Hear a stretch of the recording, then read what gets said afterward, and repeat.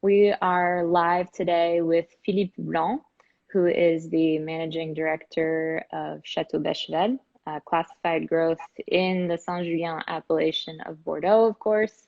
So Philippe, if you just want to start off by saying a few words about yourself and just kind of introduce the Chateau briefly to those who are maybe less familiar with Chateau Beychevelle, that would be great.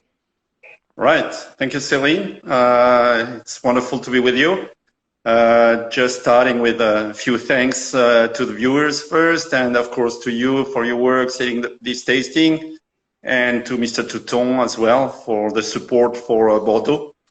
And although we would rather be with you, we wish it will happen soon. Again, blood and life, but we're happy to do it like that and to get in touch anyway. So thank you very much for that. My name is, as you said, Philippe Blanc. I am a general manager. I'm a winemaker. I've been in Beychevelle for many, many years. The young people were not born. I started in '95. So it's a long adventure and a long story with Beychevelle. And I'm delighted to be part of it. So I will try to explain you and to promote the wish to taste the wines. That's the first thing. And why not to come and visit us, because we're at the moment it's a little bit difficult, but we're so happy to welcome people for visit, tasting, stays, dinners, and tasting wines together. So that's really what we look forward. So I'll try to give a sense of it quickly. So Beychevelle is a property located, as you said, in Bordeaux, what we call left bank in Medoc. Not that long ago, you had our immediate neighbor, Bruno Bory, from famous Du Cru Beaucaillou Chateau. Here is a map of Saint-Julien. So Beychevelle is at the southern border of Saint-Julien. Basically, first chateau you hit when you enter. For the one of you who don't know Medoc, you leave Bordeaux, you go north, you cross a village of Margaux, very famous, then another 20 km, and you hit Saint-Julien, which is a very small village, but with famous chateaus. And then you leave Saint-Julien and you are in Pauillac, very famous as well.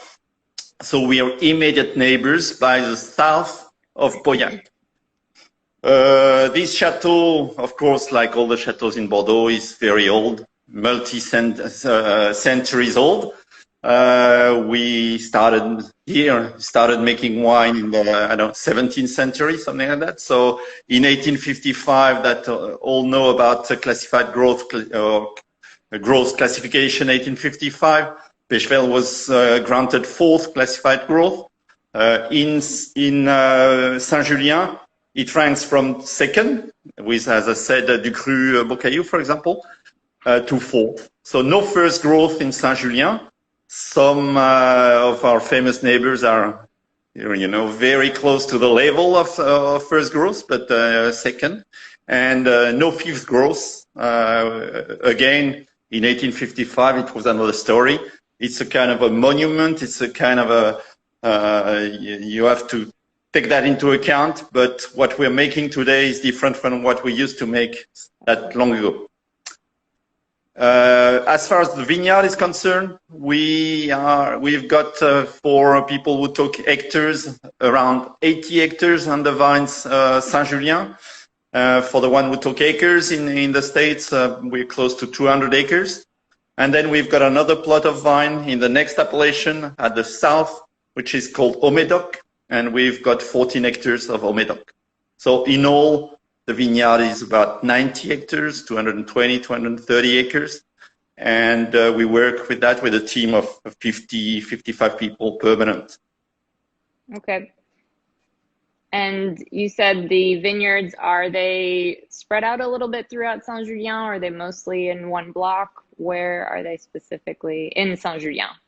So we know what one block means. We've got we'll say a word later on about another property of ours, which is called Chateau Beaumont, and it's really one block, one square block, like it can be in some places. But here due to the history, we are spread out. We've got about 75 different blocks of vines, and they're spread from the south of the appellation to the north, which implies different terroirs, different soils. We've got 14 different types of soils, which makes difference. It has some good points and bad points. The diversity is good. It makes different characteristics of terroir.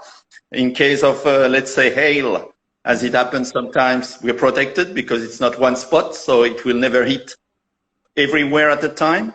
But it's all in very good spot though, and we make. But the jewel of the terroir is shared with du Cru Beaucaillou. There is a plateau of Saint-Julien, which is basically half and half between Beychevelle and du Cru, and that's the core of the terroir that makes the best of the Grand Vin Chateau Beychevelle. And I do want to point out, I've had the chance to go to Chateau Beychevelle before, and I do want to point out how close you are to the river. I mean, it's a little bit tricky to tell from this picture, but if you just look straight ahead, you see a little bit of green, and then right after that is really the river. So I don't remember, you're the one with the glass on the picture, but that's the very important picture. That's the very important picture, which we are facing the river, and the river is, let's say, half a mile away, so 800 meters, 900 meters away, and that's extremely important. It's important for the symbol of Beychevelle. We'll say a word about that later on. It's important for the view because it's a beautiful view. But it's even more important in terms of technical data, in terms of technical implication, because it changes what we call the microclimate. And the weather, especially at this period of time now in spring, between end of March and end of April, is always warmer here along the river compared with inland. Inland, even if it's 4 kilometers away, 2 miles away, you can be -2 degrees, -3 degrees compared with these spots. So that's the influence of the water. The water is warmer, and that's large. You know, for the one who don't know, it's the largest estuary in Europe. So it's a large amount of water. It's not a small stream. It's a big part of water with seawater coming in as well. And it warms up the atmosphere. And it makes the growing quicker. So it's early growing. That's what we call terroir précoce, early terroir, places where we pick earlier than elsewhere. It's true for Beychevelle, it's true for Léoville-Lascaz, it's true for Latour, it's true for Montrose. All these properties which are facing the river. And we say that the commonplace say the property which face the river are the best properties. So it's very important for us because it protects the vineyard, especially from spring frosts. Right.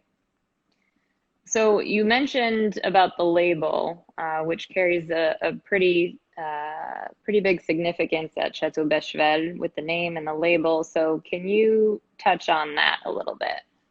So you manage the pictures really well. That's wonderful. So no point for me to show the label because you've got that on the screen.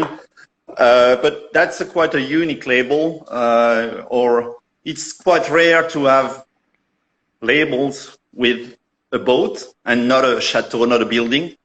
There are a few others. We've got some colleagues in Pessac-Léognan, for example, having a boat as well. But not that many, and this one is very recognizable, white, and it has always been the case forever. As long as the wine was bottled at the estate, this label has always been. It changed a little bit. We are always trying to, you know, fine-tune it, find little details, but it has always been that, Chateau Beychevelle and this boat. Beychevelle, it comes from the name. Beychevelle means something. It means Bech is lower and Vale is the sail. So it's a boat, as you've got on the screen, a boat which lowers the sail when it passes by the chateau. When it passes by the chateau in the 17th century, the owner of the chateau was owning not only the chateau but all the area. He was a very powerful gentleman, and he was in charge of the navy of the king. He was We call that admiral. So he was the highest officer, ranking officer in the navy of the king. And thus the boats were supposed to lower the sail to show respect. So they were shouting, lower the sail, Beychevelle in dialect of the time. And they were lowering the sail to show respect to the big guy. Probably the big guy was not there very often, I really think.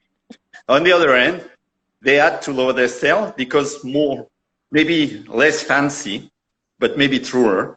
As I said, the ocean is 40 kilometers north, and the tides enter the estuary and makes the level of the water, and the stream goes one way or the other. When the tide enters, it pushes the water back to Bordeaux. And even the level in Bordeaux, 70 kilometers away, changes due to the tide. And a sailboat couldn't go against the tide. So they had to stop. And they were lowering the sail to stop harbor in the port. And they were waiting for the next tide, 6 hours, to get back again with the stream. So that's probably the very real name of Beychevelle. But then it was the name of the chateau and the name of the village. The village is called Beychevelle as well. That's the name of the village. And the commune, the shire, is called now Saint-Julien Beychevelle, because you've got one hamlet which is called Beychevelle, one hamlet which is called Saint-Julien. And appellation is Saint-Julien and not Beychevelle. Right. Almost had it. Imagine if the appellation had been Beychevelle. That would maybe even better. Yeah, too bad. That's Saint-Julien. That's very good as well. So I do just want to point out, it is hard for those of you who are watching right now to see, but if you get out a microscope, you can see in the background of this painting, there's the boat going by and there's the chateau in the background. That's Chateau Beychevelle. So on this one, yes, absolutely. That was an image we redesigned, computer design. I don't know, maybe you can translate réalité augmentée, but increased reality or enhanced reality. Yeah. And that shows the boat facing the chateau. And here, of course, we use this emblem. So some people say, as you can see it in our new cellar, barrel room, oh, it's a drakkar. Very often people say it's a Viking boat because it looks a little bit like a Viking boat, although it's not a Viking boat. The boat you had on the previous picture is a local boat, flat bottom boat going on the river, getting the grain and getting the barrels and taking them to Bordeaux port. Bordeaux port was number 3 port in France at the time. And they were loading the barrels and shipping them. You know, Bordeaux was not French, was English, under English crown. And they were shipping the wines, especially to London, development of Aubryon and the claret in London, and then northern Germany, Netherlands, and of course then USA after Jefferson visited Bordeaux. So that was, but this one was a local boat. But to make it, you know, nicer, more noble, they put at the prow of it, at the top of it, here at the prow, a griffin. A griffin was a lion and eagle in the mythology. And then it became something looking like a Viking boat. So very often people say it's a Viking boat. Okay. And finish the story on that. Then we had a new market that I'm sure you know, Celine, which is called China. And Chinese don't read. And they don't read that and they say, oh, it looks like a dragon boat. And then they decided to call it dragon boat. So now sometimes for many drinkers, we are dragon boat and not Viking boat and not Beychevelle. But we prefer to be Beychevelle anyway. Okay, well, we'll keep that in mind. No yep. Viking boat or dragon boat. No Viking boat, Beychevelle. So while we're speaking about the labels, let's bring up the wines here. So at Chateau Beychevelle, you make 2 wines, but really 3. 2 that are in the Saint-Julien appellation, so Chateau Beychevelle, which is the Grand Vin, Amiral de Beychevelle, which I think everyone now knows why it's called Amiral, which is the second wine, and then Les Bruyères, which is Haut Medoc appellation. So you said you had a plot just outside of the Saint-Julien appellation. So that's kind of a side, but can you tell us a little bit about the different styles and how you choose how to make Amiral, what Bruyère is like in comparison, just briefly about the three. I will, yes. So Bruyère is not a third wine. Very often you can be tempted to say, oh, it's a third wine. No, not at all. It's another wine. It's a single vineyard wine. It's, you know, France is very bureaucratic in a sense, and so there are boundaries, and appellation system is quite heavy. So we have vines and we harvest grapes from Haut Medoc appellation. Haut Medoc, you can't mix it. It's forbidden to mix it. If I do it, I go to jail and you will never see me again. So you don't want that. I don't want either. So we don't. It's separate. So we've got this vineyard located in Cussac, which is 4 kilometers away from here, and we produce this wine. It's not a new story. It started in 1978, so it has been quite a few years, and that's a blend. Merlot and Cabernet Sauvignon. And we produce good years, bad years, around 50,000 bottles out of it. Then next, and probably US price, it retails around $30, I would say, retail, roughly, to give an idea. Amiral, we call that the second wine. It has been major changes in the last decades about that, because 40 years ago, it was 4% of the crop going in Amiral. At the beginning, it was made only by the family owning the chateau for family consumption. They were putting all they could in the Grand Vin, selling it, having good price and good money with it. And they wanted to drink a bit of wine though, so they were making a second wine. So that was the beginning of it. It has been long in the 50s, and then it developed. But to give an idea, in 82, great vintage, it was 4%. 96% was Grand Vin. They were very clever at the time. And then I arrived and we changed that, and we wanted to make improvements, quality improvements. So we increased the ratio of what we call the ratio of selection, and it went 30, 35%. And today, Amiral is around 40% of the crop, and Beychevelle is around 55%.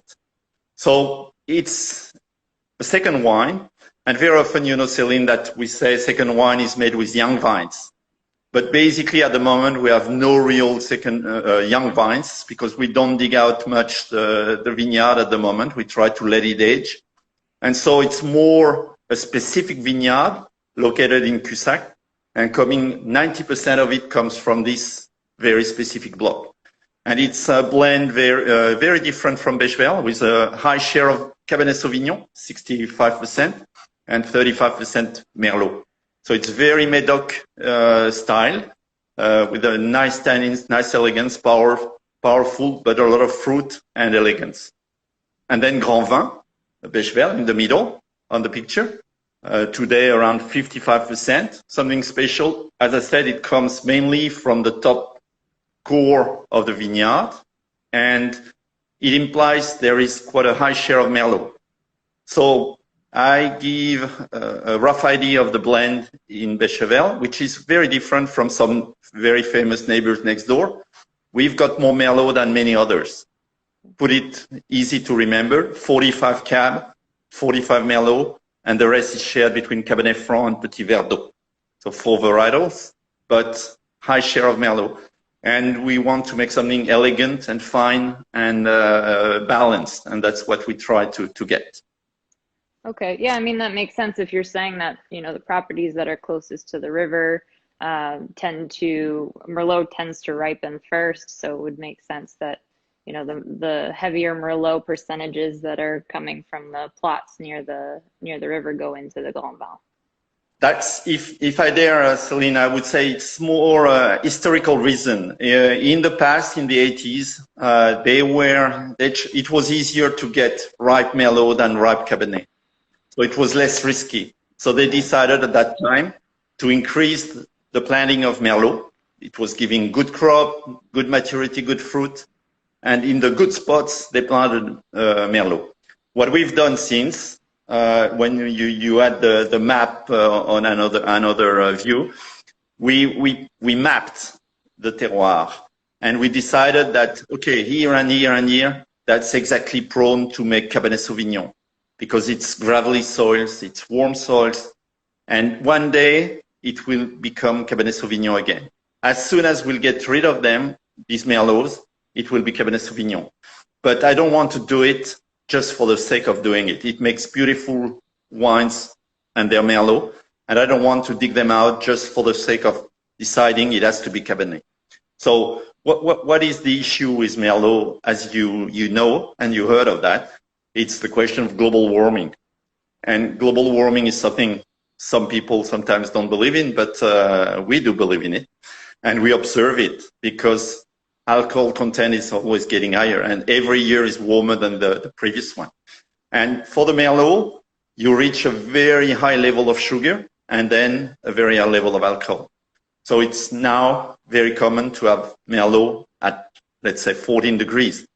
And Cabernet Sauvignon is a lesser alcohol maker. So that's why, and it's other point as well, but in terms of alcohol, Cabernet Sauvignon is always, let's say, 1 degree, 1.5 degree lower. So it's important to increase Cabernet Sauvignon to try to curb this increase in alcohol in the wines.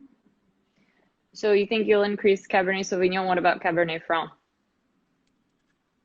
We have a little bit of difficulty with Cabernet Franc, I'm sorry. And to tell the truth, you can't find many Cabernet Franc defenders in Medoc. We've got a good friend that you probably know his wines in Pessac-Léognan, who is a fantastic winemaker and using a lot of Cabernet Franc. He's probably the one using the highest share of Cabernet Franc with 45% Cabernet Franc. But in Medoc, it's very difficult to find. Of course, in Saint-Émilion, can you imagine Cheval Blanc without Cabernet Franc? It wouldn't be Cheval Blanc. But in Medoc, it's very rare. So we prefer to increase Petit Verdot, for example, than Cabernet Franc. Cabernet Franc is nice. It makes nice wine. It makes nice fruit, but it doesn't enhance the quality of the wine. So it's really something which might be in danger and will be smaller and smaller for us. Okay. That's good to know. Let's just change course a little bit and speak about two other wines briefly that are separate from Chateau Beychevelle but are linked. Can you tell us a little bit? So there's Chateau Beaumont, also Haut Medoc appellation, like Les Bruyères, and Chateau D'arvini. So can you tell us just a few words about Chateau Beaumont, and I'll put up some pictures here. It's a beautiful estate as well. I think dealing with these wines, or Mr. Touton is dealing with this wine for many years and supporting this brand for many years. So Chateau Beaumont is a large property, and here you've got a square, 1 kilometer square, one block in Haut Medoc, which is 5 kilometers away from here, south, and Bruyères is really just neighbor of Beaumont. It makes beautiful wines. It's what we call cru bourgeois. Now, with new classification, it regained the rank of cru bourgeois supérieur, which is very good. And it's extremely consistent and reliable wine at an incredible value for money. Maybe you could help me, but I suppose retail US can be $15, $20 per bottle. A little more. And when I'm driving to the US, I say to people, well, that's the price of a glass of wine, so take a bottle, and they take a bottle. So that's a big seller. It's a big property, so big production, 500,000 bottles under this label, 500,000. And then we've got what we call second wine. And here it's more a question of young vines because we renew the vineyard quite dramatically. And we make about 15% second wine. And this second wine, which has been existing for many, many years, is called Chateau D'arvini. So different style. That's a label of Chateau D'arvini. Of course, it's something on a light, fruity style with easy-going tannins. It's not wine. It's wine to appreciate, drink nicely, not very quickly, but I mean, without the goal of keeping the wine like you can have for cru classé, which can last for decades. At Chateau D'arvini, you get it, and in the coming year, you drink it, you enjoy, and you buy the next one then. Huh? But that's interesting wines and very affordable wine at very reasonable price. So that's an example of how Bordeaux can be affordable and at very good value for money. Beaumont is a top property for that, making beautiful wine at the top. It's a blend Cabernet Sauvignon, Merlot, and Petit Verdot, 3 varietals. Okay. And do you have completely separate winemaking facilities for Chateau Beaumont and D'Arvini? Absolutely. Okay. So Chateau Beaumont is another estate from Beychevelle. Nothing. It belongs to the same owners, so that's why it's in the same family. I'm part of the team as well. We've got a dedicated technical team. We've got the same consultant, winemaker consultant, which is Eric Boissonneau, dealing with both properties, like he deals with many chateaux in Saint-Julien, nearly all of them. But that's different tool, different facility, different markets, and different price tags, unfortunately. But on the other end, we do work in the same search for quality, pursuit for quality, and with the same philosophy. So that's the important thing, and it belongs to the same owner. One word about ownership. It has been 10 years now. That's the anniversary in a few days of new ownership, and the ownership is of Beychevelle and Beaumont, and one of people called Barrière Frères, which is a négociant, which provides you some of the wine you're selling. Belongs to 2 owners, famous in the business of wine. One is called Suntory, a Japanese company, owning another chateau. I don't know if you had an Insta with Mathieu Borde from Chateau Lagrange. So Chateau Lagrange belongs to Suntory for the last 35 years. And the other co-owner is Pierre Castel family, which is a very important player in the world of wine, Bordeaux wine and French wine, generally speaking. So we've got 2 owners who are family owned, but are big players. Suntory in the US owns Jim Beam, Bourbon, so they're important players in the spirit world, but they're in the wine from the origin. At the origin, they are winemaker in Japan, so they've got their own vineyard from the beginning. Then they started to make whiskey and then beer and then soft drink, Pepsi or whatever.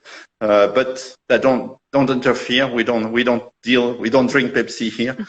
We just focus on making good Beychevelle. Good, that's what we need. So we're running a little low on time, but before we go, I do want you to say a few words about the recent renovation. If anyone's been to Bordeaux recently in the past few years, and you go to Saint-Julien, it's very impressive when you're driving on the road. And, like Philippe said, as soon as you come into Saint-Julien, you have Beychevelle on the right there, and you have this beautiful chateau, and in contrast, you have this beautiful new winemaking facility, this is kind of an aerial view. It's hard to see, but you have the chateau and the winemaking facility there. Can you say a few words about that and what that project is? I tried to do it quick, but the view is very good. So that's we built that in 2015, and we delivered it in 2016 for harvest. So we started with vintage 2016 for the first wine we made in this facility, and that's a state-of-the-art tool. We decided to make a tool, just like a chef would have a perfect place to work with all the advantage. So the advantage was to get smaller vats, to get more extraction, to get every block of vine in a specific vat, which is not unique. That's a good view as well. It's gravity feeding. We don't pump the berries into the vats. We go over the top and deliver them by gravity. And we think that we've made really very good improvement in quality since 2016. And all the wine we made from 2016 to 2020 now are beautiful, and we're very, very happy with the structure we get because we've got extremely fine tannins, like a chef would make a perfect fish in the oven or a perfect meat on the cook. So that's very important. And again, I'm inviting any of you want to as soon as we are all out of this stupid situation, current situation, you come and visit us, and we'll explain that with as long as needed to enjoy it. Yes, for sure. We look forward to that day. I think we're slowly getting there. So I think that about wraps it up for us, Philippe, unless there was anything else you wanted to cover, but I think we basically covered the overview of Chateau Beychevelle in a half hour. No, you were a wonderful host, and that was extremely pleasant to talk to you. I hope your listeners and viewers learned a little bit more about Beychevelle. Again, come to Bordeaux whenever. They are wonderful places to visit. Yeah. It's never-ending process. Our neighbors are building new facilities as well. Everybody's doing the best, and we are very, very happy to welcome and to show you, and come and have a nice moment with us. And in the meanwhile, taste good wine and choose Saint-Julien because everything is good in Saint-Julien. Choose Saint-Julien. We'll remember that. Thank you so much for taking the time, Philippe. It's a pleasure to sell these wines here in the U.S. And hopefully we can see you soon, either in Bordeaux or here in New York. We'll be back soon. Thank you, Céline. Thank you for your work, and cheers to everybody. Have a great weekend when it comes. Thank you. Bye. Bye-bye. Thank you.